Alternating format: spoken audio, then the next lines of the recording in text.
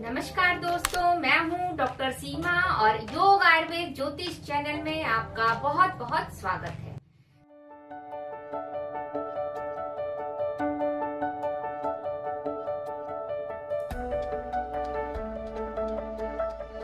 तो मैं आपको आज लाइफस्टाइल डिसऑर्डर में पॉलीसिस्टिक ओवेरियन डिजीज के बारे में बताने जा रही हूँ। तो पॉलीसिस्टिक ओवेरियन डिजीज जो है, इनफर्टिलिटी का 80% कॉजेस पॉलीसिस्टिक ओवेरियन डिजीज या पॉलीसिस्टिक सिंड्रोम होते हैं। तो इसमें होता क्या है, सबसे पहले हम इस बात को समझते हैं। तो इसमें होता ये है कि जो ओवरी है वो बड़ी हो जाती है। इसमें ओवरी में बहुत सारे फॉलिकल्स होते हैं, छोटे छोटे अंडे और अपरिपक्व अंडे होते हैं, जो अंडा परिपक्व अंडा बनने का प्रयास करते हैं, किंतु एक भी परिपक्व अंडा बन नहीं पाता है, जिसकी वजह से ओवुलेशन नहीं होता है और जिससे इनफर्टिलिटी हो जाती है। तो अब हम समझते हैं कि इसका कारण क्या है, ये होता क्यों है। तो पॉलीसिस्टिक ओवेरियन डिजीज के बहुत सारे कारण हैं। तो जिसमें हम सबसे पहला कारण मान सकते हैं कि मानसिक स्वास्थ्य को, कि मानसिक रूप से स्वास्थ्य सही होना बहुत ज्यादा जरूरी है। अब देखिए, हम समझते हैं पहले सामान्य पीरियड्स आता कैसे है। तो इसके लिए क्या है कि सबसे पहले इसमें 4 चीजें इन्वॉल्व होती हैं: हाइपोथैलेमस, पिट्यूटरी और ओवरी और यूट्रस। ये 4 ऑर्गन हमारे इसमें यूज होते हैं। तो इसमें क्या होता है कि जो हमारा हाइपोथैलेमस है, उससे जो है गोनेडोट्रोपिन रिलीजिंग हार्मोन निकलता है, और ये हाइपोथैलेमस ही हमारे इमोशंस को भी कंट्रोल करता है, उससे भी प्रभावित होता है। तो जो हाइपोथैलेमस है, उससे गोनेडोट्रोपिन रिलीजिंग हार्मोन वो पिट्यूटरी ग्लैंड पे इफेक्ट डालता है और उससे कहता है कि तुम फॉलिकल स्टिमुलेटिंग हार्मोन और लुटियनाइजिंग हार्मोन सीक्रेट करो। फिर वहां से वो ओवरी पर इफेक्ट डालता है और वहां से फिर एस्ट्रोजन और प्रोजेस्टेरोन सीक्रेट होते हैं और ओवुलेशन होता है। और यूट्रस में जहाँ पे बच्चा बनना होता है, वहाँ पे पूरा बेड तैयार होता है, एंडोमेट्रियम तैयार होता है, और अगर स्पर्म आता है, ओवा के साथ मिलता है, तो फर्टिलाइजेशन होता है। लेकिन अगर ये घटना नहीं होती है तो फिर वो शीड ऑफ हो जाता है और फिर मेंस्ट्रुअल साइकिल आती है, पीरियड आ जाता है। तो अब इसमें क्या होता है, जब आपका पॉलीसिस्टिक ओवेरियन डिजीज हो जाता है, तो इसमें क्या होता है कि अंडा तो आपका बना ही नहीं। तो अंडा जब नहीं बनता है तो इसकी वजह से इनफर्टिलिटी होती है, फिर कंसीव ही नहीं हो पाता है।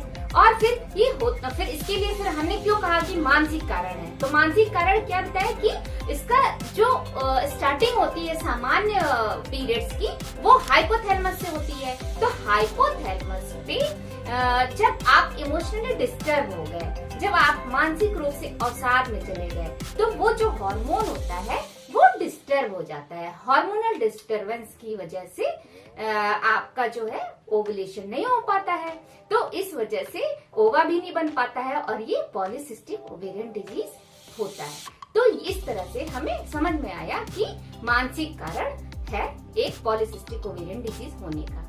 दूसरा मुख्य कारण है इंसुलिन रेजिस्टेंस। तो इंसुलिन रेजिस्टेंस जब हो जाता है तो बॉडी में इंसुलिन एब्जॉर्ब नहीं हो पाती है, जिसके कारण एंड्रोजन सीक्रेट होते हैं, जिससे मेल हार्मोन हमारे बॉडी में बनने लगता है और ज्यादा बनने लगता है, जिसके प्रभाव से ओवुलेशन नहीं होता है। अब तीसरा कारण क्या है? तीसरा कारण है इसका हमारी जो लाइफस्टाइल डिसऑर्डर है, जो हम बहुत ज्यादा असमय खाना पीना, कुछ भी करना, समय से ना सोना, समय से ना जागना, और बाहर के फास्ट फूड और डाइट पे कंट्रोल ना करना, तो ये भी एक बहुत बड़ा कारण है पॉलीसिस्टिक ओवेरियन डिजीज का। और चौथा सबसे महत्वपूर्ण कारण है जेनेटिक। तो इसमें अगर हमारे माता को, हमारी मौसी को, हमारी बहन को अगर पॉलीसिस्टिक ओवेरियन डिजीज की हिस्ट्री है, तो भी बहुत ज्यादा संभावना होती है कि हमें भी पॉलीसिस्टिक ओवेरियन डिजीज हो। तो अब मैं आपको पॉलीसिस्टिक ओवेरियन डिजीज के लिए आयुर्वेदिक चिकित्सा के बारे में बताने जा रही हूँ। तो आयुर्वेदिक चिकित्सा में इसमें अगर आपको जैसे अगर महीना नहीं आ रहा है, तो उसके लिए आप तुरंत महीना लाने के लिए रजा प्रवर्तनी वटी का सेवन कर सकते हैं। तो रजा प्रवर्तनी वटी 2-2 गोली सुबह शाम खाएंगे और जब तक महीना नहीं आता है तब तक आप खाएंगे, और जैसे ही महीना आ जाएगा तो उसको छोड़ देंगे। तो ये तो मतलब सिम्टोमेटिक हो गया, इसका कोई वो नहीं है। डिजीज के लिए मैं जो उपचार बताने जा रही हूँ, तो आप पेन और कॉपी ले करके बैठ जाइए और उसको एक एक करके नोट कर लीजिए। तो अब मैं इसमें सबसे पहले आपको बताती हूँ कि आप काचनार गोकुल 3 गोली सुबह शाम लेंगे, और दूसरा आप लोकनाथ रस 1 गोली सुबह शाम लेंगे। तीसरा आप नित्यानंद रस 1 गोली सुबह शाम लेंगे, और फिर पुष्प धनुआ रस 1 गोली सुबह शाम लेंगे। फिर शतवार्य आदि घृत 2 ग्राम सुबह शाम लेंगे, और डार्वी क्वाथ 4 चम्मच आधा कप पानी में मिला करके सुबह शाम लेंगे। इन दवाओं का सेवन आपको 3 से 4 महीने तक करना है, और लाइफस्टाइल को सुधारना है, और जो पॉलीसिस्टिक ओवेरियन डिजीज के लिए योगा बताया है उसका अभ्यास करना है। मानसिक रूप से बिल्कुल रिलैक्स रहते हुए जब आप ये 3 से 4 महीने तक करेंगे, पूरे विश्वास के साथ इस चिकित्सा को करेंगे, तो निश्चित ही आप पूर्ण रूप से स्वस्थ हो जाएंगे। अब मैं आपको पॉलीसिस्टिक ओवेरियन डिजीज के योग चिकित्सा के बारे में बताने जा रही हूँ। तो इसमें बैठ के किए जाने वाले अभ्यास में सबसे पहले आपको भद्रासन करना है। तो भद्रासन के लिए आप सबसे पहले ऐसे वज्रासन की पोजीशन में बैठ जाएंगे। रीढ़ की हड्डी बिल्कुल सीधी रहेगी, और नॉर्मल श्वास प्रश्वास लेते हुए धीरे धीरे दोनों पैर जांघों को ऐसे पूरा खोल लेंगे, और हाथ को सामने की तरफ लाएंगे, नेत्र बंद, और गहरी गहरी सांस लेंगे, धीरे धीरे छोड़ेंगे, और इस अभ्यास को 2 मिनट तक करेंगे। पीछे से दोनों एड़ियाँ खुली रहेंगी, पंजे जुड़े रहेंगे, और मूलाधार चक्र जागृत होता है इस अभ्यास से, और धीरे धीरे पॉलीसिस्टिक ओवेरियन डिजीज में अत्यधिक लाभ होता है। इस अभ्यास को 2 मिनट तक करेंगे। विश्राम।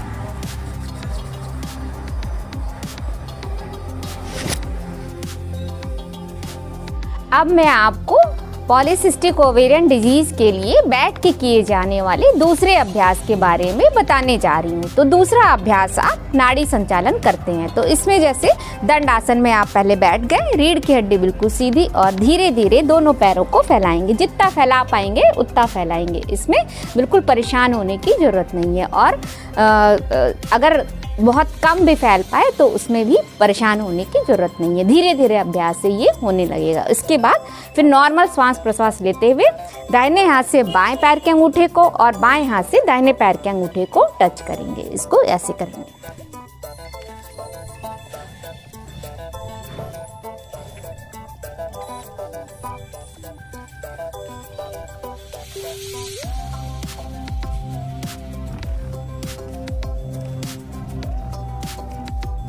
इस अभ्यास को आप शुरू में 5 बार, फिर 10 बार, और धीरे धीरे अभ्यास को बढ़ाते हुए 50 बार तक ले जाकर कर सकते हैं। विश्राम। अब मैं आपको लेट के किए जाने वाले पॉलीसिस्टिक ओवेरियन डिजीज के लिए लेट के किए जाने वाले प्रथम अभ्यास के बारे में बताने जा रही हूँ। तो प्रथम अभ्यास है पीठ के बल लेट के करे जाने वाले आसनों में सेतु बंधासन। तो इसके लिए पीठ के बल सीधे लेट जाएंगे और पैरों को धीरे धीरे लाएंगे, और दोनों पैरों के बीच में कंधों के जितनी दूरी रहेगी, और जितना एड़ियों को जितनी पास ला सकते हैं कमर की उतनी लाएंगे, और हाथ से एड़ियों को पकड़ लेंगे और धीरे धीरे श्वास लेते हुए उठाएंगे जितना उठा सकते हैं, और नॉर्मल श्वास प्रश्वास लेते हुए कुछ देर इसी अवस्था में रहेंगे। विश्राम। धीरे धीरे नॉर्मल आ जाएंगे। विश्राम।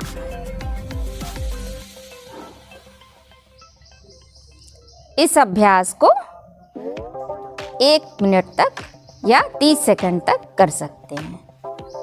अब मैं आपको तीसरे अभ्यास लेट के पीठ के बल लेट के किए जाने वाले तीसरे अभ्यास के बारे में बताने जा रही हूँ। तो तीसरा अभ्यास है उत्तान पाद। तो इसके लिए आप पीठ के बल सीधे लेट जाएंगे और हाथों को ऐसे नीचे की तरफ ले आएंगे, पैर दोनों बिल्कुल सीधे, और श्वास को लेते हुए धीरे धीरे दोनों पैरों को उठाएंगे और इतना उठाएंगे कि नेत्र से दोनों पैरों के उंगलियां दिखे और कुछ देर इसी अवस्था में रहेंगे।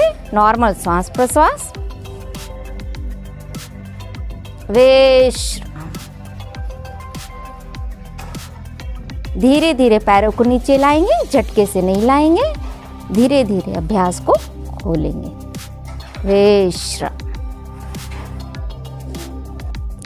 अब मैं आपको पॉलीसिस्टिक ओवेरियन डिजीज के लिए पीठ के बल लेट के किए जाने वाले तीसरे अभ्यास के बारे में बताने जा रही हूँ। तो तीसरा अभ्यास है हल आसन। तो हल आसन अगर आप पूरा नहीं कर पाते हैं तो आप अर्ध हल आसन का अभ्यास भी कर सकते हैं। तो इसके लिए पीठ के बल सीधे लेट जाएंगे और हाथों को नीचे की तरफ लाएंगे धीरे से और पूरे पैरों को श्वास लेते हुए धीरे धीरे ऊपर की तरफ उठाएंगे।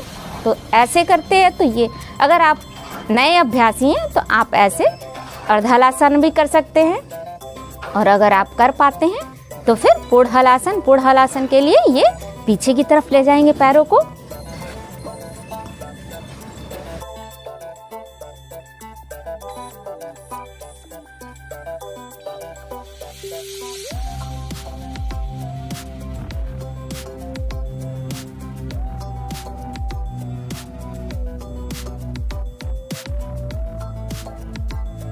अब करेंगे पवन मुक्तासन।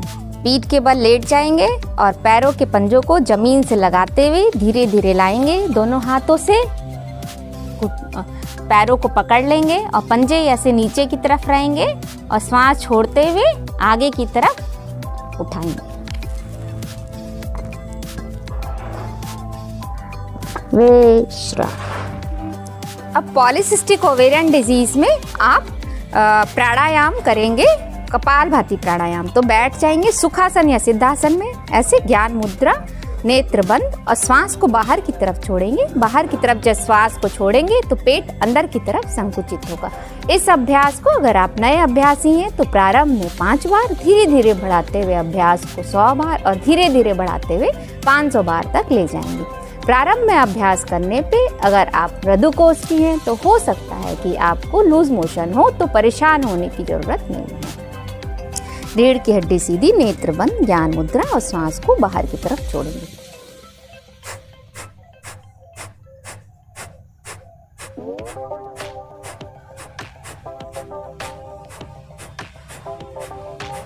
विश्राम। दोनों हाथों को रगड़ के नेत्रों को सेक देंगे।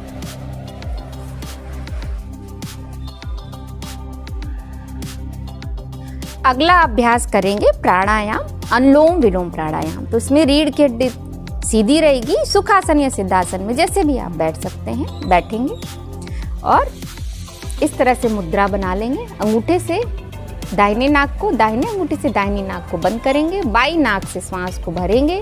फिर इन 2 उंगलियों से बाई नाक को बंद करके दाहिनी नाक से श्वास को छोड़ेंगे और पुनः दाहिनी नाक से श्वास को लेंगे, बाई नाक से श्वास को छोड़ेंगे।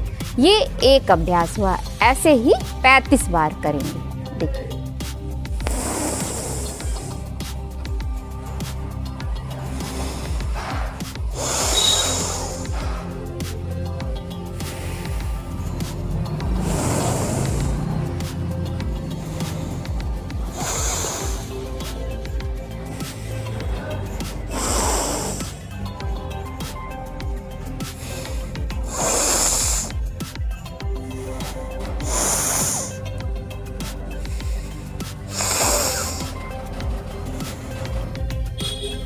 विश्राम।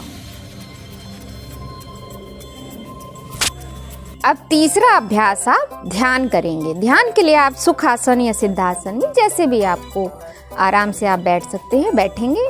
रीढ़ की हड्डी सीधी, ज्ञान मुद्रा, नेत्र बंद और अपने पूरे ध्यान को एक प्रकाश बिंदु पे केंद्रित करते हुए श्वास को अंदर लेंगे और धीरे धीरे श्वास को बाहर छोड़ेंगे। श्वास को अंदर लेते हुए ऐसा अनुभूत करेंगे कि सकारात्मक ऊर्जा मेरे अंदर जा रही है, मैं स्वस्थ हो रहा हूँ।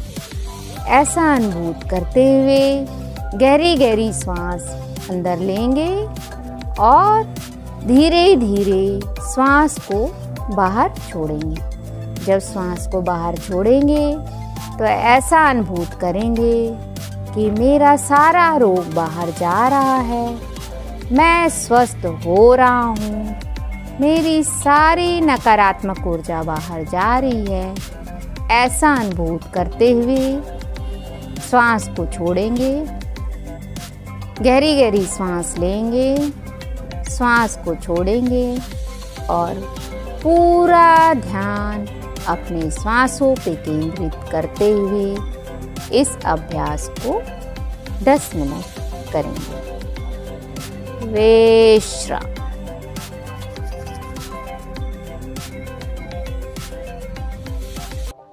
अगर आपको आयुर्वेदिक कंसल्टेंसी चाहिए या ऑनलाइन योगा सीखना है या ज्योतिष में कंसल्टेंसी चाहिए तो स्क्रीन पे दिखाए जाए नंबर पे आप मुझे मैसेज कर सकते हैं।